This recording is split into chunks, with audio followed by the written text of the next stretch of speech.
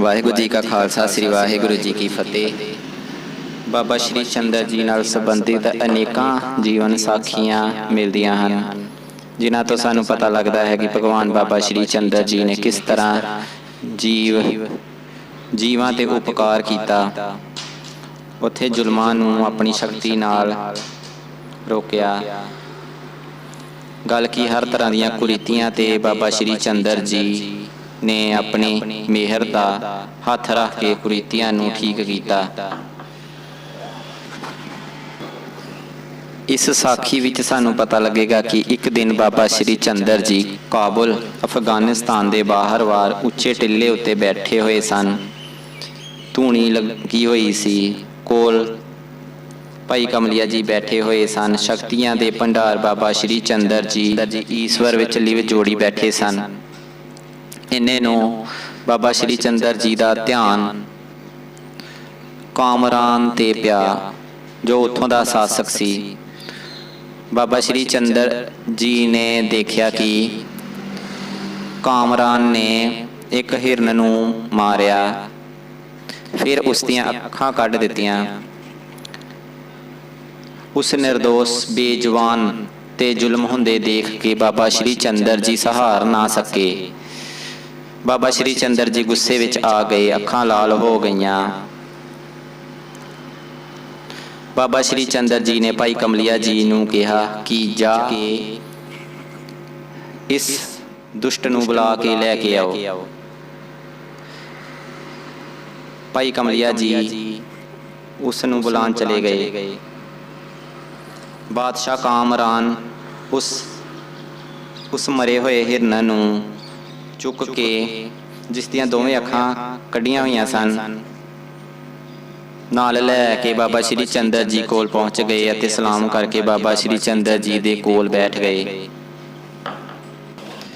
ਬਾਬਾ ਸ਼੍ਰੀ ਚੰਦਰ ਜੀ ਬਾਦਸ਼ਾਹ ਨੂੰ ਬੋਲੇ, ਇਸ ਬੇਜ਼ੁਬਾਨ ਨੇ ਤੁਹਾਡਾ ਕੀ ਵਿਗਾੜਿਆ ਹੈ ਜੋ ਇਸ ਨੂੰ ਆਪਣੀ ਜੀਭ ਦੇ ਸਵਾਦ ਦੇ ਪਿੱਛੇ ਮੌਤ ਦੇ ਘਾਟ ਉਤਾਰ ਦਿੱਤਾ? ਤੁਸੀਂ ਫਿਰ ਇਸ ਦੀਆਂ ਅੱਖਾਂ ਕਿਉਂ ਕੱਢੀਆਂ? ਕੀ ਤੁਹਾਡੇ ਅੰਦਰ ਦਇਆ ਨਾਮ ਦੀ ਕੋਈ ਚੀਜ਼ ਨਹੀਂ ਹੈ?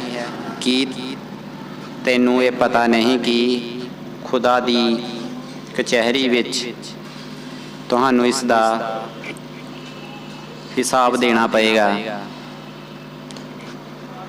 ਜਾਂ ਜਿਸ ਤਰ੍ਹਾਂ ਤੂੰ ਇਸ ਦੀਆਂ ਅੱਖਾਂ ਕੱਢੀਆਂ ਹਨ, ਉਸੇ ਤਰ੍ਹਾਂ ਤੇਰੇ ਨਾਲ ਵੀ ਕੋਈ ਇਸੇ ਤਰ੍ਹਾਂ ਕਰੇਗਾ।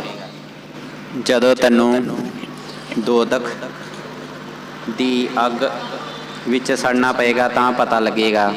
ਖੁਦਾ ਤਾਂ ਹਰ ਜਗ੍ਹਾ 'ਤੇ ਵੱਸਦਾ ਹੈ। ਖੁਦਾ ਨੂੰ ਹਰ ਇੱਕ ਜੀਵ ਪਿਆਰਾ ਹੈ। ਕਿਸੇ ਜੀਵ ਦੀ ਹੱਤਿਆ ਖੁਦਾ ਨੂੰ ਮਨਜ਼ੂਰ ਨਹੀਂ ਹੋ ਸਕਦੀ।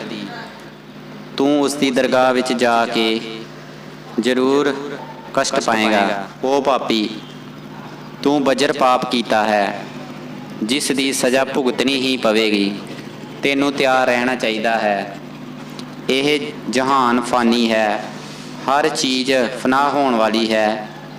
ਤੂੰ ਰਾਜ ਦੇ ਨਸ਼ੇ ਵਿੱਚ ਇੰਨਾ ਅੰਨਾ ਹੋ ਗਿਆ ਹੈ ਕਿ ਤੈਨੂੰ ਬੰਦੇ ਕੀੜੀਆਂ ਜਾਪਦੇ ਹਨ।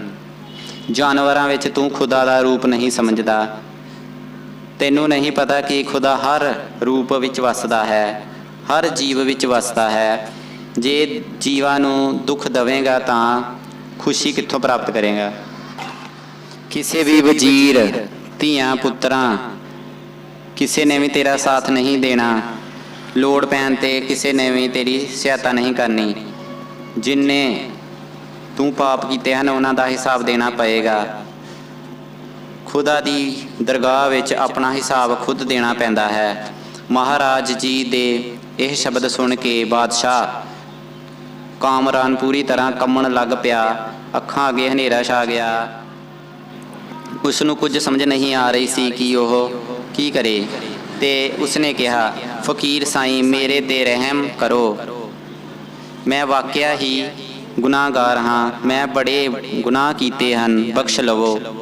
ਮੇਰੀ ਤੋਬਾ, ਮੈਂ ਮੁੜ ਤੋਂ ਅਜਿਹਾ ਨਹੀਂ ਕਰਾਂਗਾ।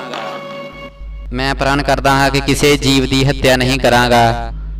ਮੈਨੂੰ ਬਖਸ਼ੋ। ਅੱਲਾਹ ਪਾਕ ਦੇ ਨੂਰ, ਮੇਰੇ 'ਤੇ ਕਿਰਪਾ ਕਰੋ। ਆਪਣੇ ਪਵਿੱਤਰ ਚਰਨਾਂ ਤੇ ਮੈਨੂੰ ਮਸਤਕ ਰੱਖ ਕੇ ਮਾਫ ਕਰ ਦੇਵੋ। ਇਸ ਤਰ੍ਹਾਂ ਤਰਲੇ ਪਾਉਂਦੇ ਜਦੋਂ ਬਾਬਾ ਸ਼੍ਰੀ ਚੰਦਰ ਜੀ ਨੇ ਕਾਮਰਾਨ ਰਾਜੇ ਨੂੰ ਦੇਖਿਆ ਤਾਂ ਬਾਬਾ ਸ਼੍ਰੀ ਚੰਦਰ ਜੀ ਦੇ ਮਨ ਵਿੱਚ ਦਇਆ ਆ ਗਈ। ਮੁਖੋਂ ਬਚਨ ਕੀਤੇ, ਜਿਸ ਤਰ੍ਹਾਂ ਤੀਰ ਕਮਾਨ ਵਿੱਚੋਂ ਨਿਕਲ ਚੁੱਕਾ ਵਾਪਸ ਨਹੀਂ ਮੁੜਦਾ, ਉਸੇ ਤਰ੍ਹਾਂ ਸਾਡਾ ਬਚਨ ਜ਼ਰੂਰ ਪੂਰਾ ਹੋਵੇਗਾ। ਜੇ ਤੂੰ ਰਾਹੇ ਰਾਸਤੀ ਤੇ ਆਵੇਂਗਾ ਤਾਂ ਤੇਰਾ ਉਧਾਰ ਹੋਵੇਗਾ। ਜੇ ਤੂੰ ਆਪਣੀ ਮਨ ਸਾਫ਼ ਕਰਕੇ ਅੱਲਾਹ ਪਾਕ ਦਾ ਜਲਵਾ ਤੇਰੇ ਨੈਣਾਂ ਵਿੱਚ ਉਤਰ ਆਵੇਗਾ। ਜੇ ਤੇਰਾ ਮਨ ਸਾਫ਼ ਹੋਵੇਗਾ, ਤੂੰ ਅੱਲਾਹ ਪਾਕ ਦਾ ਜਲਵਾ ਦੇਖੇਗਾ। ਤੇਰਾ ਗੁਨਾਹ ਵੀ ਮਿਟ ਸਕਦਾ ਹੈ ਜੇ ਤੂੰ ਨੇਕੀਆਂ ਦੀ ਰਾਹ ਤੇ ਚੱਲੇ, ਆਪਣੀ ਆਤਮਾ ਨੂੰ ਸਹੀ ਰਸਤੇ ਤੇ ਪਾਵੇਂ, ਇਨਸਾਨ ਨੂੰ ਇਨਸਾਨ ਸਮਝੇ, ਮਜ਼ਹਬੀ ਜਨੂਨ ਛੱਡ ਕੇ ਗੈਰ ਮੁਸਲਮਾਨਾਂ ਨੂੰ ਪਿਆਰ ਕਰੇ। ਤੂੰ ਆਪਣੇ ਕਰਮ ਆਪ ਬਣਾਉਣੇ ਹਨ, ਅਸੀਂ ਤੈਨੂੰ ਰਸਤਾ ਹੀ ਦੱਸ ਸਕਦੇ ਹਾਂ। ਸਹੀ ਰਸਤੇ ਤੇ ਚੱਲਣਾ ਤੇਰਾ ਫਰਜ਼ ਹੈ। ਸਾਡਾ ਆਸ਼ੀਰਵਾਦ ਤੇਰੇ ਨਾਲ ਹੋਵੇਗਾ, ਪਰ ਜੇ ਤੂੰ ਸਾਡੀ ਦੱਸੀ ਹੋਈ ਹਦਾਇਤ ਮੁਤਾਬਿਕ ਚੱਲੇਗਾ ਤਾਂ ਭਗਵਾਨ ਜੀ ਆਪਣੀ ਦਰਗਾਹ ਵਿੱਚ ਤੈਨੂੰ ਸ਼ਰਨ ਦੇਣਗੇ। ਫਿਰ ਭਗਵਾਨ ਬਾਬਾ ਸ਼੍ਰੀ ਚੰਦ ਜੀ ਨੇ ਉਸ ਮਰੇ ਹੋਏ ਜਾਨਵਰ ਭਾਵ ਹਿਰਨ ਉੱਤੇ ਜਲ ਦਾ ਸੱਟਾ ਮਾਰਿਆ ਅਤੇ ਉਹ ਠੀਕ ਹੋ ਗਿਆ ਅਤੇ ਜੰਗਲ ਨੂੰ ਦੌੜ ਗਿਆ। ਬਾਦਸ਼ਾਹ ਇਹ ਦੇਖ ਕੇ ਬਹੁਤ ਖੁਸ਼ ਹੋਇਆ, ਉਸ ਦੀ ਖੁਸ਼ੀ ਦੀ ਹੱਦ ਨਾ ਰਹੀ। ਫਿਰ ਬਾਬਾ ਸ਼੍ਰੀ ਚੰਦ ਜੀ ਦੇ ਅੱਗੇ ਸਿਰ ਝੁਕਾ ਦਿੱਤਾ ਤੇ ਸ਼ਿਵ ਸਰੂਪ ਭਗਵਾਨ ਜੀ ਨੇ ਥਾਪਣਾ ਦਿੱਤੀ। ਬਾਦਸ਼ਾਹ ਦੇ ਅੰਦਰ ਫਿਰ ਉਤਸ਼ਾਹ ਤੇ ਅਬਾਹ ਤਾਕਤ ਪੈਦਾ ਹੋ ਗਈ, ਅੱਖਾਂ ਵਿੱਚ ਨਾਮ ਦੀ ਮਸਤੀ ਚੜ੍ਹ ਗਈ। ਇਦਾਂ ਅਨੁਭਵ ਹੋ ਰਿਹਾ ਸੀ ਜਿਵੇਂ ਖੁਦਾ ਕਰੀਮ ਦੀ ਦਰਗਾਹ ਵਿੱਚ ਖੜਾ ਹੋਵੇ।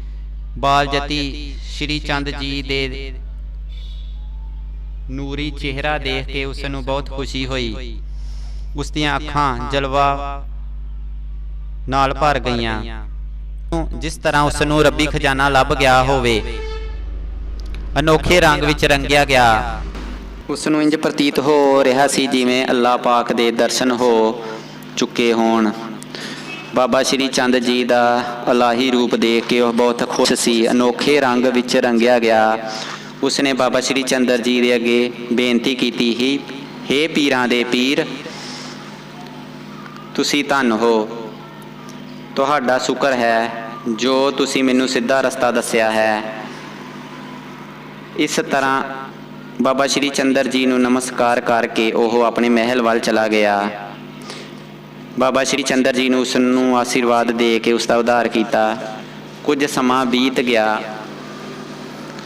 ਉਹ ਸਮਾਂ ਵੀ ਆਇਆ ਜਦੋਂ ਉਸ ਦੇ ਗੁਨਾਹ ਦਾ ਫਲ ਉਸ ਨੂੰ ਮਿਲਣ ਵਾਲਾ ਸੀ। ਇੱਕ ਦਿਨ ਮਹਾਰਾਜਾ ਕਾਮਰਾਨ ਨੂੰ ਦਿੱਲੀ ਫਤਿਹ ਕਰਨ ਦੀ ਇੱਛਾ ਹੋਈ ਤੇ ਉਸ ਨੇ ਦਿੱਲੀ ਤੇ ਹਮਲਾ ਕਰ ਦਿੱਤਾ, ਪਰ ਉਸ ਨੂੰ ਕੀ ਪਤਾ ਸੀ ਕਿ ਉਸ ਦੀ ਹਾਰ ਹੋਣੀ ਹੈ। ਉਸ ਨੂੰ ਨਹੀਂ ਪਤਾ ਸੀ ਕਿ ਜੋ ਉਸ ਨੇ ਗੁਨਾਹ ਕੀਤੇ ਹਨ ਉਸ ਦਾ ਫਲ ਮਿਲਣ ਵਾਲਾ ਹੈ। ਸੋ ਜਦੋਂ ਉਸ ਨੇ ਦਿੱਲੀ ਤੇ ਹਮਲਾ ਕੀਤਾ ਤਾਂ ਉਸ ਦੀ ਹਾਰ ਹੋ ਗਈ। ਉਸ ਨੂੰ ਗ੍ਰਿਫਤਾਰ ਕਰ ਲਿਆ ਗਿਆ, ਉਸ ਦੀਆਂ ਅੱਖਾਂ ਕੱਢ ਦਿੱਤੀਆਂ ਗਈਆਂ। ਫਿਰ ਉਸ ਨੂੰ ਆਪਣੇ ਗੁਨਾਹਾਂ ਦਾ ਚੇਤਾ ਆਇਆ ਕਿ ਕਿਸ ਤਰ੍ਹਾਂ ਉਸ ਨੇ ਹਿਰਨ ਦੀਆਂ ਅੱਖਾਂ ਕੱਢਦਾ ਹੁੰਦਾ ਸੀ। ਉਸ ਨੇ ਰੋ ਰੋ ਕੇ ਪਛਤਾਪ ਕੀਤਾ ਕਿ ਮੈਂ ਬੇਜ਼ੁਬਾਨਾਂ ਨਾਲ ਗੁਨਾਹ ਕਿਉਂ ਕੀਤੇ, ਮੈਂ ਇਸ ਤਰ੍ਹਾਂ ਕਿਉਂ ਕੀਤਾ ਜਿਸ ਦਾ ਫਲ ਭੁਗਤਣਾ ਪੈ ਰਿਹਾ ਹੈ।